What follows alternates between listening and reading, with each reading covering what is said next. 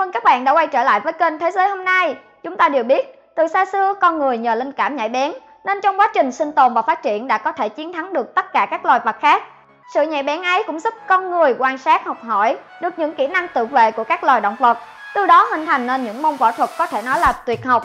Chắc các bạn đã nghe và cũng xem không ít các bộ phim nói về võ thuật của Trung Quốc, trong đó có các môn võ như võ khỉ, võ mèo, võ rắn, vân vân. Thế các bạn có tự hỏi chúng ta đã bắt chước các loài động vật này như thế nào để sáng tạo thành tuyệt kỹ của riêng mình? Trong video hôm nay, chúng tôi sẽ giúp các bạn hiểu rõ hơn về 7 môn võ công mạnh nhất được sáng tạo nhờ bắt chước động vật. 7. Hầu quyền. Khi đi sở thú, chúng ta hay nhìn thấy những chú khỉ nhảy nhót lung tung. Liệu các bạn có thắc mắc các võ sư ngày xưa đã bắt chước ở chúng điều gì để tạo nên bộ môn hầu quyền, hay còn gọi là võ khỉ? Có thể nói trong hệ thống võ thuật cổ xưa của người phương Đông, hầu quyền là một trong những loại công phu độc đáo nhất từng được sản sinh ra. Chúng dựa theo thần thái, động tác, kỹ thuật chiến đấu của loài khỉ. Môn công phu này được giới võ ưa chuộng vì nó đòi hỏi không những thể hiện được các động tác mau lẹ, uyển chuyển, biến ảo của khỉ mà còn làm sống được cái thần thái, thần khí của loài linh vật này.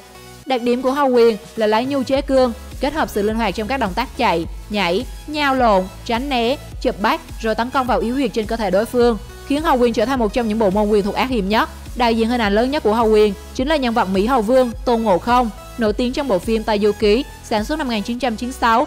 Do nhân vật Lục Tiểu Linh đồng thủ vai, chắc hẳn không còn ai xa lạ gì với nhân vật này phải không nào?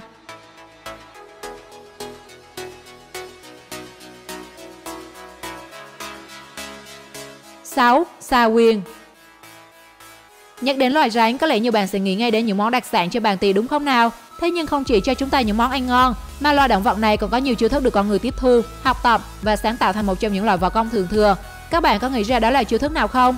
Có lẽ chúng ta sẽ chẳng nhìn ra được gì ngoài việc chúng bò trên mặt đất. Thế nhưng các bậc võ sư tiền bối đã dựa vào những hành động, cử chỉ, cách săn mồi của loài rắn, chọn lọc tinh vi rồi đặt ra những chiêu thức, thế võ, đòn quyền mang tính chiến đấu cao trong sự cạnh tranh sinh tồn.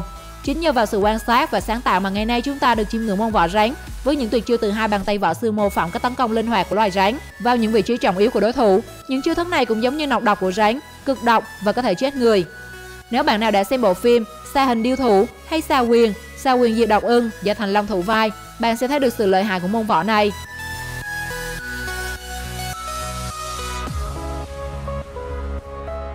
5. Kê quyền. Nếu bạn nào đã xem bộ phim Thần Kê Đấu Ngô Công sản xuất năm 1993 do Lý Liên Kiệt thủ vai chính thì chắc sẽ không quên màn thể hiện hết sức ấn tượng của một môn võ độc đáo được sáng tạo nhờ bắt chước các hành động của loài gà. Có thể nói kê quyền là môn võ phát triển rộng rãi trong dân gian.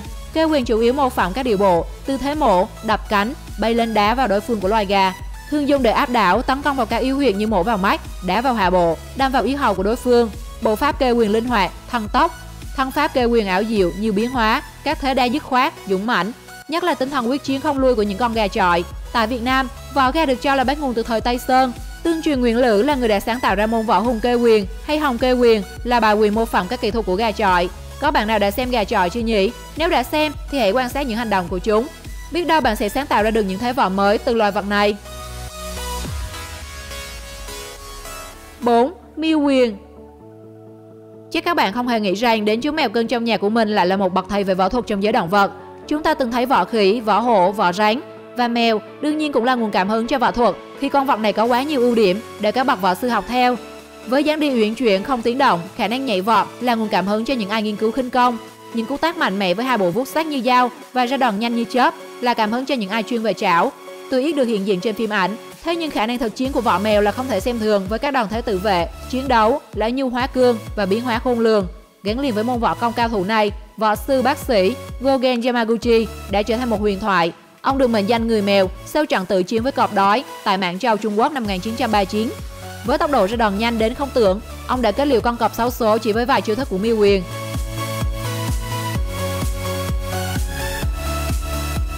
3. Hổ quyền. Nói đến các môn võ bắt chước động vật, chúng ta không thể không kể đến hổ quyền, một trong ngũ hình quyền của võ thuật Trung Quốc. Thế nhưng việc quan sát, theo dõi để đúc kết được những thế võ từ chúa Sơn Lâm quả thật không phải là chuyện dễ. Tuy nhiên nếu bạn luyện thành được môn võ này, bạn có thể xưng danh cùng với võ lâm rồi đấy. Hổ quyền thực chất là môn võ được tạo nên bằng cách mô phỏng động tác, tư thế tấn công, phòng thủ của loài hổ trong đời sống rừng xanh hoang dã. Bạn nào đã xem thế giới động vật thì sẽ rõ về vị chúa Sơn Lâm với những tính chất hung mãnh, cương bạo nhưng vẫn rất uyển chuyển linh hoạt. Kỹ thuật căn bản trong hổ hình quyền là hổ trảo. Hổ trảo hình thành bằng cách quặp các ngón tay theo dáng của móng cọp. Đây là một đòn tấn công thẳng, ngắn để kéo, bẻ, xé hoặc ép tới. Đến nhắm của hổ trảo là mặt, cổ, háng, cánh tay và cổ tay. Khi va chạm, úp bàn tay áp mạnh để giúp các ngón tay bấu chặt hơn, rồi bẻ quạt hoặc lôi thẳng xuống. Bạn nào là fan của phim võ thuật Trung Quốc sẽ không lạ gì với môn võ này, được thể hiện qua những nhân vật gạo cội như Hồng Kim Bảo, Thanh Long hay Lý Liên Kiệt.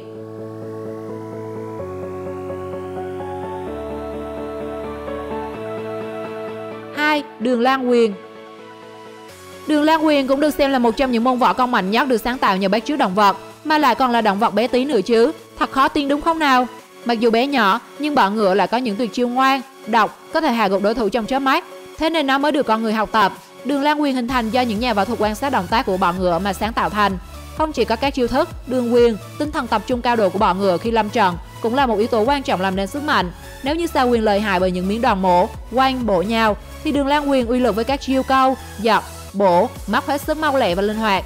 Thế mới nói, nhỏ mà có võ là như vậy đấy. Và trong dàn diễn viên võ thuật Trung Hoa, Vu Hải được coi là Đường Lan Quyền vương của Trung Quốc trong đời thực. Nhắc đến Vu Hải, người ta còn nhớ đến chuyện ông sống cùng 100 con bọ ngựa trong phòng. Mỗi ngày, ông dành nhiều giờ để nghiên cứu cử động, cách di chuyển của chúng và sáng tạo thế võ mới từ Đường Lan Quyền. Nhờ đó trong giới nghề gọi ông là Đường Lan Quyền đại sư, ngay cả Lý Liên Kiệt cũng gọi ông là sư phụ. 1. Hạt quyền. Môn võ bắt chước động vật cuối cùng trong video hôm nay mà chúng tôi muốn giới thiệu với các bạn chính là hạt quyền. Hạt hay chính xác hơn là sếu.